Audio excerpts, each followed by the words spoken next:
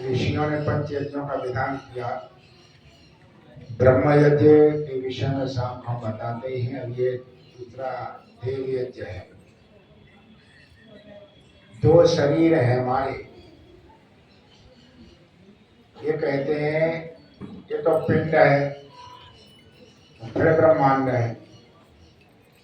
पिंड तो हमारा अलग है, वो तो उस पे हमारा आधिपत्य है। ब्रह्मांड सबका साझी है।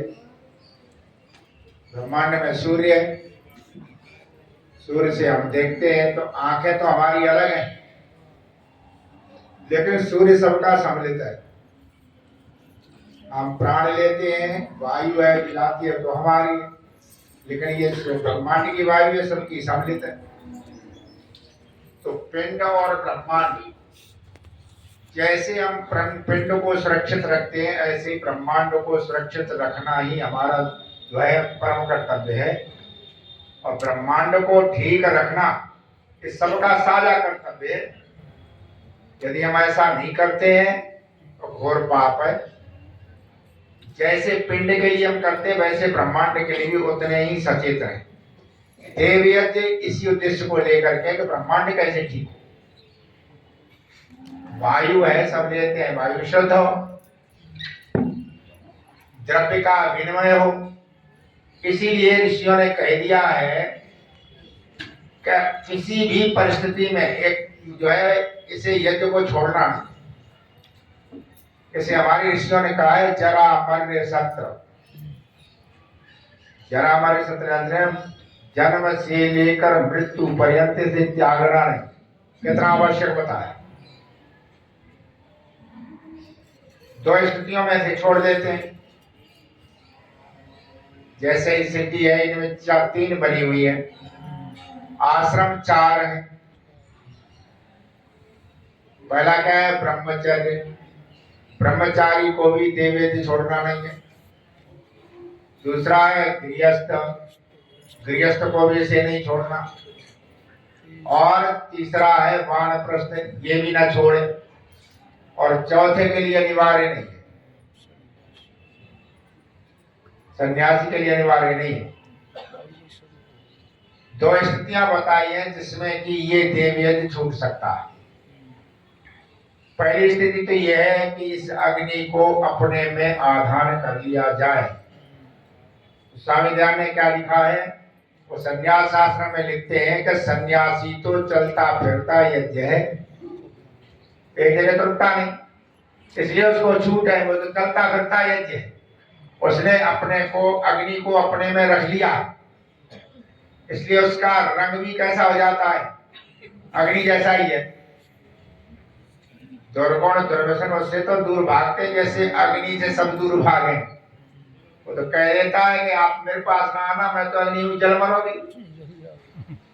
सन्यासी कहता है यदि आ भी गई मेरे पास दुर्गुण दुर्व्यसन, उनकी क्या दशा होगी? जल मरे। तो ये कहा है दो स्थितियों में झूठा। पहला क्या है? पहला तो है कि अग्नि का आधान हम कर लें, और अग्नि का आधान न कर सके तो तब छूट जाता है कि अग्नि में हम डर दिए जाए। अग्नि में डरना समझिए ना, अर्थात मर जाए। या तो अग्नि हमें आ जाए, लाल लाल हो जाए जाकर तो छूट गया, और नहीं तो तब छूटेगा जब अग्नि में हम रख दिए जाए। दो स्थितियों अलावा ये छूटता नहीं। इतना आवश्यक इसलिए बता रहा है कि पिंड को, ब्रह्मांड को ठीक रखना हमारी जिम्मेदारी है। हमने इस दायित्व को नहीं निभाया, ऋषियों ने कहा, और हमने हवन किया नहीं, दायित्व निभाया नहीं, तो फिर उसका दुष्परिणाम क्या है? सब भोग रहे। कोई घर चले जाओ, कहीं कोई व्यक्ति तलाश हो जाए, कोई स्वस्थ है ही ना, सब बीमार है। उसका कारण क्या है? ये ब्रह्मांड। अब बेचारा जो ठीक है उसको भी भोगना पड़ रहा, और ये पाप किसके ऊपर जाएगा? भाई जो ठीक है, रोज हवन करता है, लेकिन हवन करके बाहर आता, ये सारा ब्रह्मांड खराब। तो ऐसे पवित्र आत्मा को भी आप दुख दे रहे। इसका मतलब ये पाप कैसे लगेगा? ये उसे ही लगेगा कि जो हवन नहीं करता है। इसलिए भगवान कृष्ण ने तो गीता में यहाँ तक कह दिया है, यज्ञा शिष्टा सिना संतो मुच्यन्ते सर्व किल्बिष। किल्बिष कहते हैं झंझटों, बाधाओं, पाप। कृष्ण कहते हैं कि जो यज्ञ शेष खाता है, अर्थात यज्ञ करने के बाद ही भोजन करता, वो सारे झंझटों से दूर हो जाता। और वो पाप, उसका उसकी आयु तो पाप की है क्या, जो बिना हवन के भोजन कर रहा है। पाप किस लिए है? क्योंकि तुम सारे ब्रह्मांड की वायु ले रहे हो और उसको प्रदूषित कर रहे हो। गाड़ियां चलती हैं तो प्रदूषण हो रहा, हम सांस लेते हैं तो प्रदूषण हो रहा, ये फैक्ट्रियां चल रही तब प्रदूषण हो रहा। इतना सारा प्रदूषण होने के बाद में जो इतना प्रदूषण होगा तो आदमी जीवित कैसे रहेगा? देखा ना, पहले घरों में चिड़िया हुआ करती थी, गौरैया, अब वो रानी गई, सब खत्म हो गई। ये जितने देखते हैं, पहले कहते कितने होते थे, कहीं गाय भैंस कोई मर जाए तो फिर उसे मैदान में जाकर के खाल खा लेते थे, 1 घंटे में चट कर जाते। और ये भी कहता नहीं था, अब कौआ भी नहीं रहे। धीरे धीरे करके कौआ सवेरे सवेरे बोला करते थे। अब हमने आश्रम तो देखा हमने, और यहाँ तो कौआ है, एक दिन में तो कौआ ही नहीं बोला। सवेरे सवेरे कौआ बोलते था, ये सबका नाश किसने किया? हमने किया। ये सारा पाप किसके जिम्मे? हमारे जिम्मे है। इसलिए यज्ञ का करना बहुत जरूरी है। संध्या के बारे में इसे कहते हैं देव यज्ञ। ये देव है, कौन से? अग्नि है, वायु है, जल है, देव है। भगवान कृष्ण गीता में क्या कहा? इन देवों को आप भावित करेंगे, ये देव आपको भावित करें। और एक दूसरे के भावित करने से क्या होगा? परम श्रेय को प्राप्त हो जाए। इसी उद्देश्य को लेकर महर्षि ध्यान ने सत्याप्रकाश में लिखा, जब इस देश में राजे महाराजे लोग बहुत से यज्ञ करते और कराते थे, तब सारा देश निरोगता सुख से परिपूर्ण था। अब भी यदि ऐसा ही करें तो फिर ऐसा ही हो जाएगा कि हमारा उद्देश्य आपको दूर दूर से बुला करके लोग यहाँ आते हैं, घी देते हैं, सामग्री देते हैं, अध्यात्म का लाभ उठाते। उसका उद्देश्य यही है कि आपको उन पापों से बचाया जाए जो ब्रह्मांड को दूषित करने के पाप हमें लगते हैं। और नहीं तो ध्यान रखना, यदि ऐसा नहीं करोगे, पाप करते रहोगे, तो जो धन आप संसार से कमा करके ले रहे हैं, ये धन भी आपके पास नहीं रहेगा, आपके इन्हीं कामों में खर्च हो जाए। हो रहा है? कितना खर्च हो रहा, कितना हो रहा। अब बीमार हो जाते हैं, कितनी बीमारियां चल रही, बीमार हो जाते हैं, 10-20 हजार खर्च होते देर नहीं। सज्जन बोले हवन करेंगे, कर लो, यजुर्वेद का कर लेंगे, हमने संकल्प ले लिया इतने पैसा खर्च करने, तो कर लेना, करवा देंगे। फिर दोनों बाद फोन आ गया, अब आचार्य जी यज्ञ नहीं कर रहे, तो क्यों, क्या बात होगी? तो कहते बुखार आएगा, चिकनगुनिया और तबीयत बहुत खराब हो गई है, हमने 20-22 हजार रुपया धर रखे थे, वो सब बाई में लग गए, घायल लगे, रोग में ही लग गए सब, अब नहीं करा मैं। हम कहे एक बात बता, 20-22 हजार दे चुका है, तेरे सब जगह दर्द हो रहा है, पैसा भी खर्च हो गया है, और जो काम हम करवाए रहे जहाँ में तो कष्ट नहीं होगा, जहाँ में तो जोड़ों में दर्द हो, है ना, अस्पताल जाना तो बढ़िया काम है, उसके लिए तू खर्च नहीं करता, उसके लिए खर्च कर दिया। क्या ऐसा संकल्प मत छोड़, कर लिया है तो कर लिया तो कर। परमात्मा कहीं पर भी एक जान रखो, संविधान ने कहा है, जो ऐसे उत्तम कर्मों को करते हैं उन परमात्मा की व्यवस्था में उन्हें उतना ही सुख मिलता है, धन की भी कमी नहीं पड़ती। इसलिए कभी भी इस कार्य में व्यक्ति को पीछे नहीं रहना चाहिए। महाकवि शंकर ने बहुत सुंदर लिखा है,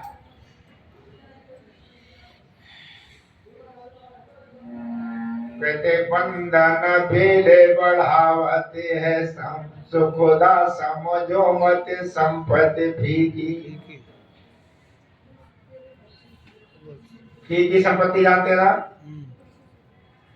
ऊपर की कमाई। शंकर कहते हैं बंधन ही बेल बढ़ा देगी, ये बंधन से छोड़ती नहीं, बंधन बढ़ाती है। बंधन बेल बढ़ावते है सुखोदा समझो मत संपत्ति फीकी, उसे फीकी संपत्ति कहते हो। जीवन में तज भैर दया कर जन्म औषध जीवन की। जीवन में बैर छोड़ो, किसी से बैर मत करो। कोई बैर करता भी है उसके प्रति भी सद्भावना रखो। परमात्मा से प्रार्थना करो कि अपना नाश कर रहा है, प्रभु इसे सद्बुद्धि दो। जीवन में तज बैर दया कर जन्म औषधि जीवन फीकी। और फिर वही ब्रह्मांड वाली बात करी, है सबके सुखों में अपनो सुख। सबके सुख में ही हमारा सुख है। हम अच्छे हैं, बुद्धिमान हैं, हमारे पास धन है और सबके पास है नहीं, तो तुम्हें लूट खावेंगे, शांति से नहीं रहने देंगे। कहते हैं सबके सुखों में अपनो सुख, सिद्धि कहावत है सबई की। और आगे क्या लिखा है, लोक प्रबंध बिगाड़न शंकर। ये क्या है, लोक प्रबंध है, इसे मत बिगाड़ो। हम लोक प्रबंध बिगाड़ते, सर्वत्र बिगाड़ते, एक जगह नहीं, हम जीवन में देखते सर्वत्र। मैंने देखा है कई बार, मंदिर बैठे हैं तो ये किसी तरफ देखता रहे, या पहले भगाया हाँ यशराज चढ़ जावे कराए, एक और चला जा चालू कराए, भगा तो नहीं। तो क्या कहा, लोक प्रबंध बिगाड़न शंकर, या जग में करनी करनी की। लोक प्रबंध मत बिगाड़ो। कहीं पर भी यदि आप लोक प्रबंध बिगाड़ते हैं, देवयज्ञ क्या है, लोक प्रबंध बिगाड़ना, बनाना है। ब्रह्मांड की वायु को ठीक करना, लोक प्रबंध बिगाड़। कहीं पर भी, केवल यही नहीं, कहीं भी लोक प्रबंध मत बिगाड़ो। लोक प्रबंध बिगड़ेगा, परेशानी तो वही खड़ी हो जाएगी। ये इतने एक्सीडेंट होते हैं ना, ये लोग प्रबंध बिगाड़ने वाले। कारण क्या है, समझते नहीं कैसे चलना चाहिए। कहीं पर भी अशांति होगी, क्या, लोग प्रबंध बिगाड़ने। लोग प्रबंध यदि बिगड़ेगा तो आप अशांत हो जाए। सरकार प्रबंध करती है और जिनके लिए करती हुई बिगाड़ देती। गांव में पुलिया के लिए परेशान, गांव वाले पुलिया मंजूर है नहीं, ठेकेदार वहां जाए के सरिया और ईंट डाले आया, सवेरे सीमेंट लाए शुरू कर देंगे। बता रहा हूँ, रात में सब ले गई, सरियू ले गई, ईंट ले गई। अब बना लो, गांव में अस्पताल बनते, जंगली फाड़, लोग प्रबंध बिगाड़ते सब जगह। कहीं पर भी जाओ, यदि लोग प्रबंध आप बिगाड़ते हैं,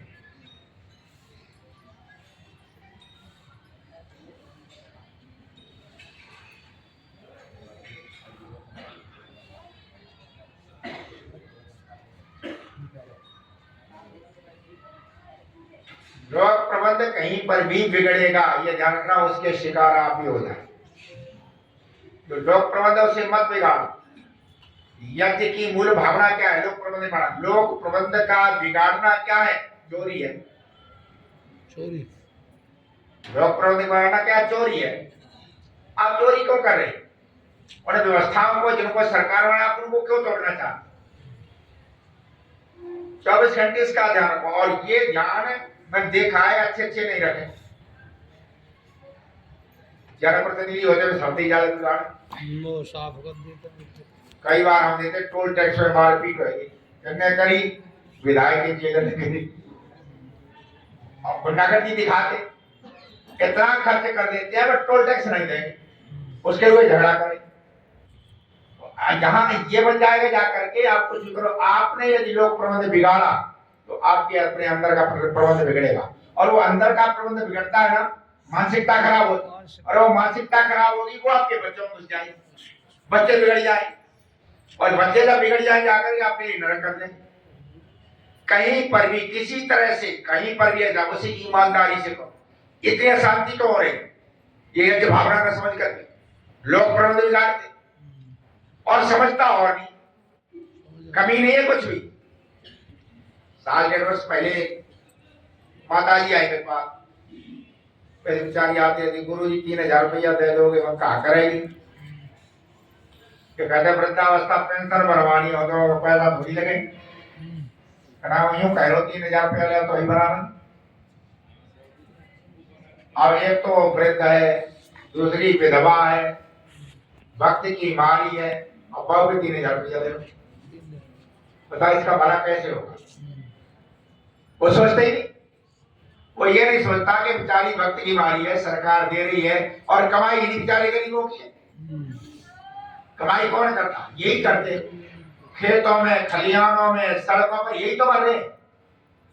इनकी कमाई वाला टैक्स रूप में भले ही वो दे देता हो जो सबकी कमाई इकट्ठी करता, कमाई ही नहीं की, और उसके पास जाने के लिए कितने व्यवधान है, जाने नहीं देते। बच्चे पढ़ते हैं, करीब मैंने देखा हमारे ग्रुप में ये बच्चे पढ़ते हैं वहां यूनिवर्सिटी में, जान बूझ करके नाम गलत करें, पिता का नाम गलत कर दे, क्यों करते हैं। अब आएगा आए तो 5000 रुपया दे, और होता 4 बार जाए 5000 दे ही दे। कई बार तो इतनी दिक्कत खड़ी हो जाती है कि बच्चे गरीब होते हैं, हमें जमा करने पड़ते, और हमारा ठीक ही नहीं हो रहा, परीक्षा आ रही, क्या करें बच्चे। अब ये समझो जो वहां पर बैठे हुए हैं, परमपिता परमात्मा पुराने अच्छे प्रारब्ध आ गए हैं, प्रारब्ध से वो नौकरी मिल गई, वहां पहुंच गए, तो उसका दुरुपयोग कितना भयंकर है। जहां पर ये लोग प्रबंध बिगड़ा, ये समझ लेना कि वो हमें बाद बिगड़ता था, कोई चीज हम गड़बड़ करें पहले तो मन में आएगी ना, मन में आएगी तभी तो क्रिया बनाएंगे। हमें कहीं तो हमें ये चीज हमें चीज चुरानी है, अब चोरी हो ना हो हमारे मन में तो आएगी चोरी। अच्छा जो मन में आ जाती है फिर वो कहां घुसती जाकर, पर वो घर में घुस जाती है, और जब घर में घुस जाएगी जाकर के फिर सारा घर बर्बाद होता, घर बर्बाद हो जाते। उसका कारण यही रहता, जब तक हम इस पर ध्यान नहीं देते अपने जीवन में, हम कहीं सड़क पर भी चलते हैं तब भी हमें इसका ध्यान रहता है कि लोग प्रबंध ना बिगड़े। संतोष नहीं, कुछ समय पहले किशनपाल साहब हमारी गाड़ी चलाता था, अड़ी के पास का बालक में समय था, वो जेट ड्राइव का, उसे रोकते रोकते गड़बड़ कर देगा, गाड़ी जा रही हमारी, आगे किसी मंत्री की गाड़ी जा रही, उसके साथ 3 गाड़ी और, पीछे इसने लगाई, मंत्री की 2 गाड़ी और निकल गई, तीसरी इसने भी निकाल दी। झटके लगा गाड़ी निकालने तो एक तो निकाली, उसे मंत्री को छूट होगी, वह निकाल दी जा करके, हमें छूट नहीं थी, गाड़ी पीछे कर टोल टैक्स लेकर गया, पर्ची ले, थोड़ी देर तक खड़ा रहा, कहा गुरु जी लखनऊ तक 700-800 रुपया ले जाएंगे, ऐसे तुम कहाँ से दोगे। हम कहते देंगे, हम क्या तू देगा, तो गाड़ी पीछे कर, तो हम गए टोल टैक्स में, अरे गुरु जी कह रहे कि हम तो गाड़ी गलती निकली, तो अब वो आए कर्मचारी, कोई बात नहीं महाराज निकल गई तो कोई बात नहीं, निकल जाने दो, मैंने ना यदि ऐसा है निकल गई निकल जाने दो, हम तो निकलने नहीं जाने देंगे। अब तो ऐसा कर तू टोल टैक्स भर दे, हम चले जाएंगे, तो गुरु जी अपनी जेब तो को भरेगा तो हमारी जेब तो भरने दे, ऐसे कैसे निकालना। अब वो दूसरा वाला बोला ये पहले ही बाबा जी ऐसे आए ना, हर बाबा जी लड़े पहले ही बाबा जी आए, बाबा जी तो विशेष का लड़े आ गई, हम तो देंगे नहीं, हम बाबा जी को कहा देंगे। और गाड़ी बोल जाए, मैंने कहा ना दे, मैंने पैसा दिए, मैंने कहा ये लोक प्रबंध बिगाड़ने से वाणी में शांति होती है। जब हम संसार को उपदेश दे रहे हैं, हम संसार को लोक प्रबंध बनाने के लिए कह रहे हैं, और हम ही बिगाड़े, ये तो बिल्कुल गलत बात। हमने पैसा दे दिए, वो किशनपाल बोला कि भूत निकल गो हमें, मंत्री मैंने कहा बाप है तो लाल बत्ती थी वो तो निकलेगा ही, और तुम पूरे ही लाल हो। बाप पे बत्ती है तो पूरे ही लाल हो। हमें क्या वो इस सरकार का मंत्री है, बड़ी सरकार के, हम पूरे लाल है तो बड़ी सरकार के, वो हमें बड़ी सरकार देगी। ऐसे तो ये सरकार है, तो सरकार में खाता खोला। मैं कहा वो सरकार देगी, चिंता मत करे। अच्छा हम बात उतर के जाकर के टूला शिकवाद होकर के फिर मुझे जाना था आगे, और शिकवाद जब मैं जा रहा था तो वहां एक बहन है, वो अपना विद्यालय चलाती बहुत अच्छा। उसने अचानक मुझे देख लिया गाड़ी, उसने अपने ड्राइवर का गाड़ी तेज कर दूरी जाए आगे गए, उसने हाथ दिया गाड़ियों के बाद घर चलो। मैंने कहा घर तो टाइम नहीं है मुझे, मैं जहां समय देता हूँ समय बोलता हूँ, घर का समय नहीं, फिर देख लेंगे। तो पिताजी से बात कर लो। मैंने उनके पिता से बात करी, बोले नहीं आता जी आधे अच्छा तो नहीं लगता है, दुर्भाग्य साधु यहाँ से निकल जाए घर पे ना आए तो कोई बात नहीं, हम फिर आ जाए, अब हम बहुत जल्दी में। तो उन्होंने कहा बेटी फोन देना, मैंने फोन दिया तो बोले चलो इनके पास फुर्सत नहीं, ऐसा कर मेरी तरफ से आचार्य जी को 11,000 रुपया दे दे, आचार्य जी काम बहुत करते हैं। उसने कहा कि आचार्य पिताजी कह रहे 11,000 रुपया ले जाओ। उसने 11,000 रुपया दे दिए। मैंने अपने ड्राइवर से कहा देख मुझे भेज देना, मैंने भेजे तो कितने टोल के देगा। 750 के लिए रो रहा था, 750 टोल के लिए रो रहा, वो 11,000 भेज रहा है। कैसे छोटे चिंता करे, मैं भेज रहा हूँ दे दे कोशिश। मैं कहा मन वचन कर्म से पहले नियत ठीक करो, करोगे निश्चित रूप से वो भेजता है, ये बात पक्की। और योग दर्शनकार ने कहा है कि जो मन से वचन से कर्म से सत्यनिष्ठ रहते हैं उनकी योग्य आवश्यकताओं को परमपिता परमात्मा पूरी करता है। ऐसा होता ही नहीं पूरी ना करे। तो मैंने कहा देख ले कितना, अब कह रहा बेटा का सही कह रहे, पर मैं तो जितनी अकल उतनी बात करेंगे। मेरी जितनी अकल है उतनी बात करेंगे तो ठीक कह रहे हो। तो हमेशा ध्यान, पदे पदे लोग आते हैं, पदे पदे लोग आते हैं, ये कर ले ये कर ले, लेकिन इस पदे पदे लोग आते हैं। सच्चे अर्थों में आप यज्ञ करते लोग प्रबंध के लिए जी रहे हो तो पदे पदे में कितने ही लोग आ जाए आदमी विचलित नहीं होता। वो जानता है इस कर्तव्य कर्म को तू कर, आगे परमात्मा देगा। उसी तरह से हर जगह पर ये भी है, बढ़िया यज्ञ होता है, यज्ञ करने वाले आते हैं, कुछ सामान्य भेज देते, कुछ वो करते जाकर के। तो ये क्या है, ये लोग अब ये सामग्री इतनी पड़ रही है, घी इतने पड़ रहा है, ये इतना पड़ रहा है, भाई हम तो खाते रहे, सामग्री खावे ना घी खावे, ये हवन को नहीं खाया जाता। 10 क्विंटल सामग्री और 10 क्विंटल घी 10-15 क्विंटल सब हवन को नहीं खाया जाता, और ये खाता नहीं है, ये कई गुना आपके पास पहुंचाता, कई गुना, सैकड़ों गुना पहुंचाता ना, हजारों गुना करके, इसी कहते हैं हजारों गुना पहुंचा देगा। ये सौदा घाटे का नहीं है। वेद कहता है पूर्णा दरवी परापता सुपूर्णा पुनरापता, चम्मच भर के डाल कई गुनी दूंगा।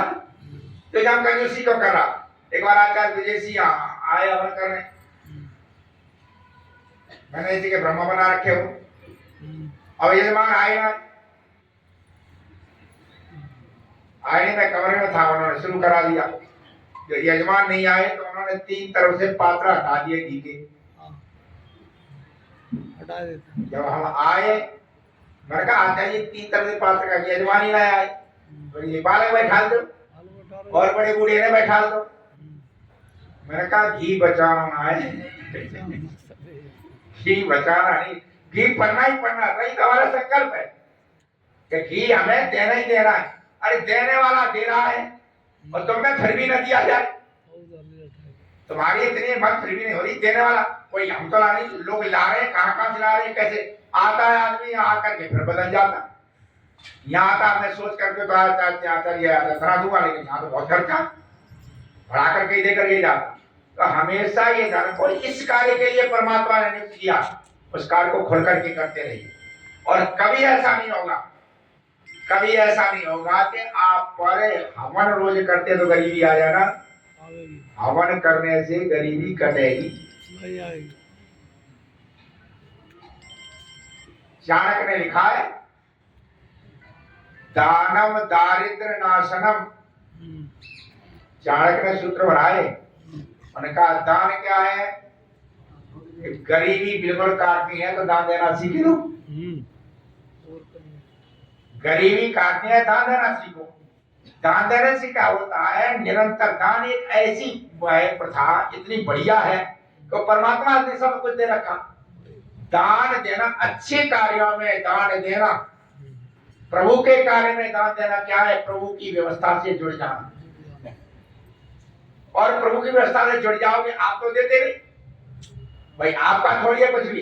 घी आपने नहीं बनाया, भाई गाय दूध देती है तो घी निकलता है तो यहाँ तुम्हारे पास आ जाता, तो बड़ाई क्या चीज है। लेकिन तुम एक माध्यम हो, जैसे बांध बन जाता ना, भाखड़ा नागढ़ बांध है, उससे क्या निकाल दी, नहरें, और नहरें निकाल दी है, फिर बना दी नालियां, और नालियों के द्वारा खेत में पानी पहुंच जाता। अब नाली ये कह खेत में हम ही पानी दे रहे, नाली नहीं दे रही है, नाली तो केवल माध्यम है। कहां से पानी आ रहा, भारी वर्षा होती बांध में आ जाता, वहां से पानी आ रहा, बांध से, वहां से आ रहा, और नालियों तक पहुंचाने के हम माध्यम बने। पहुंचाने मात्र माध्यम है, देता वो है, पहुंचाने का माध्यम कौन, नाली है।